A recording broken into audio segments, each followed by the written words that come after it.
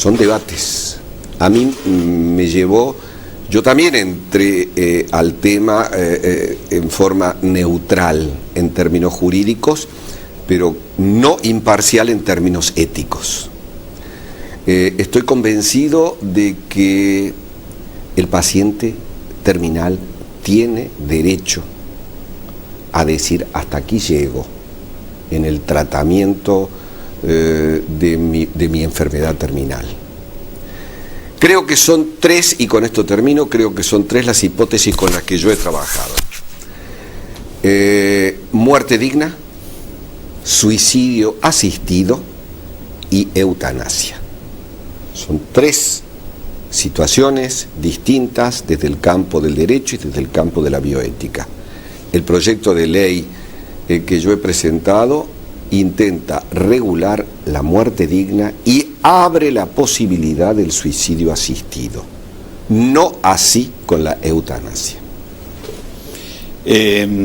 Yo lo escuchaba atentamente y usted decía, hay que darle la posibilidad al derecho al enfermo terminal de decidir sobre su destino.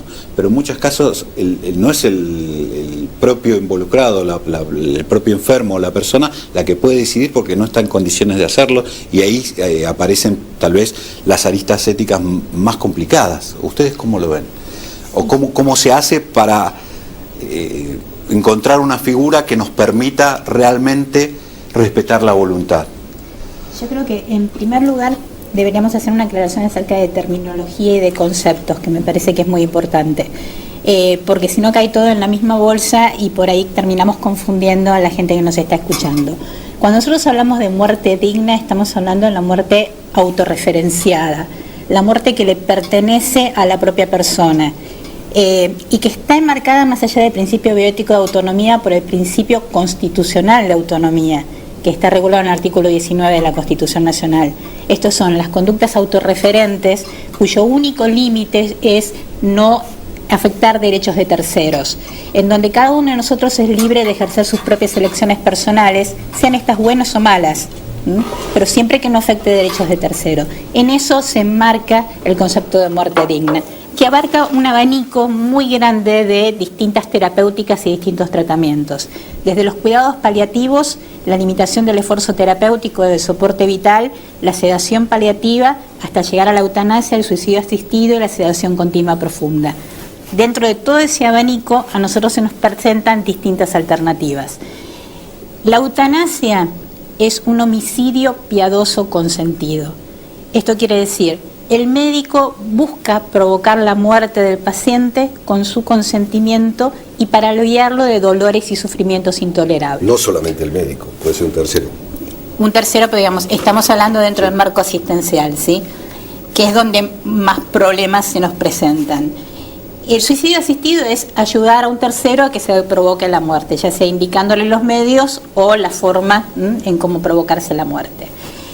Y por el otro lado, el caso de Camila es un caso típico de limitación de esfuerzo terapéutico, de limitación de soporte vital. El soporte vital es un tratamiento, un procedimiento que está destinado a... Y es lo que catalogarías como muerte digna, entonces, derecho a la muerte digna. O sea, todo entra dentro de la muerte digna. Lo que pasa es que la gran diferencia es que eutanasia, suicidio asistido, sedación continua profunda requieren sí o sí de una legislación, y yo no estoy tan segura que la limitación del esfuerzo terapéutico, los cuidados paliativos ya tienen la resolución propia, requieren sí o sí de una ley. ¿Por qué? Porque la ley de todas las leyes con respecto a la relación asistencial es la praxis médica, el conocimiento científico. Si nosotros hacemos una ley, corremos el riesgo de que si es muy flexible, se vulneren derechos. Si es demasiado estricta, queden afuera todos los avances terapéuticos y no logremos absolutamente nada. Absolutamente claro. Y el soporte vital en realidad lo que hace es postergar la muerte, pero no la evita. Entonces, cuando el médico decide limitar un tratamiento, no está buscando la muerte del paciente. Lo que está reconociendo es que ese tratamiento no es idóneo, proporcionado o resulta fútil o termina en un encarnizamiento terapéutico, y por lo tanto el principio de beneficencia junto con el de autonomía acuden a tomar la decisión. Cuando son pacientes pediátricos, que es donde yo más trabajo, está el consentimiento de subrogado, claro, que generalmente es el subrogado natural, salvo que estemos hablando de un chico adolescente que pueda expresarse por sí y que sea competente desde el punto de vista bioético. Pero en principio quien representa el mejor interés del paciente son los padres. Y la relación asistencial pediátrica es siempre de a tres, paciente y padres, y muchas veces la familia empleada.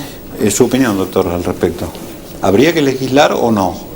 Bueno, yo pienso que no necesariamente son las leyes las que rigen las conductas humanas.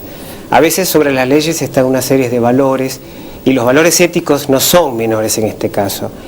La doctora hablaba sobre la limitación del esfuerzo terapéutico, y me gustaría acá hacer un poco de énfasis en este punto, que a propósito de este caso, sin entrar en detalles, porque... Cuando dice limitación del esfuerzo terapéutico, estamos hablando, tratemos de acotar ese concepto a terapias no invasivas, digamos, o no necesariamente demasiado invasivas. No necesariamente. La limitación del esfuerzo terapéutico es un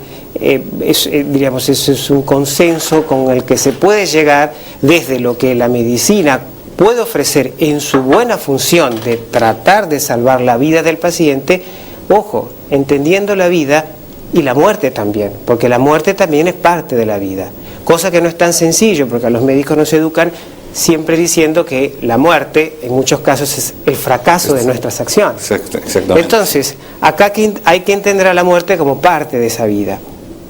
Y el esfuerzo terapéutico puede estar limitado cuando la medicina se topa con un límite, con una pared, frente a cosas que son inevitables. La muerte es inevitable. Mire, creo que todos los acá presentes sabemos una cosa, y es que nos vamos a morir. Entonces el 100% vamos a pasar por eso. Pero tampoco es el tema que tenemos que llamarla o apresurarla. No, me parece que los médicos y el equipo de salud no está para eso. Entonces, frente a situaciones en las cuales la muerte es un camino más cercano o más próximo, hay que tratar de hacer una especie de balance.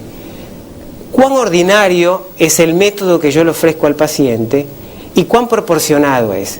Y de esa manera se incorpora la ordinariedad, que es lo que la persona, el paciente, considera que eso es extralimitarse o no, y lo proporcional, que es ya lo que la medicina le puede ofrecer. Si uno hace un equilibrio, esto no debería de suceder. El límite se lo puede encontrar. Pero cuando uno pasa ese límite, y este es el problema del encarnizamiento, es muy difícil encontrarlo. El encarnecimiento a veces es una situación en la cual uno se cae al vacío y sigue cayendo. Hay que tratar de no llegar hasta ahí. Juan Carlos, usted escuchó las ponencias. ¿Su proyecto data de cuándo? Lo trabajé desde julio del año pasado y lo presenté hará un mes. Ah, es reciente. Es reciente la presentación. Pero yo quiero decir algo con respecto a lo que dice el doctor. Es cierto, la muerte es ineluctable. Pero no es lo mismo tener conciencia de que vamos a morir que tener conciencia de una muerte a plazo fijo. No es lo mismo saber que vamos a morir que tener un diagnóstico de un médico que te mira a la cara y te dice, usted se va a morir dentro de los próximos 2 meses, según las estadísticas que en este tipo de enfermedad hay. O usted se va a morir dentro de 2 años conectado a este respirador artificial, porque si lo desconecto se muere ya. No es lo mismo. Yo quiero aclarar de que mi ley habla de esas situaciones donde no es lo mismo. No estamos hablando de una cosmovisión de la muerte como casi la última etapa de la vida, como usted dijo, sino que estamos hablando de la muerte terminal, del paciente que llega a una situación donde la muerte no solamente es ineluctable, sino que es a plazo fijo. El derecho que tiene ese paciente de decir, basta, hasta aquí llegué. Esta es la pregunta. En el próximo bloque, porque tenemos que ir a un corte, me quedó pendiente pero Susana planteaba respecto de la legislación que no tiene que ser tan flexible como para dar lugar a degeneraciones, si podemos plantearlo de esa manera, ni tan rígida como para volverse absolutamente inocua. Y le quería preguntar precisamente en esos términos cómo ve no solo su proyecto, sino los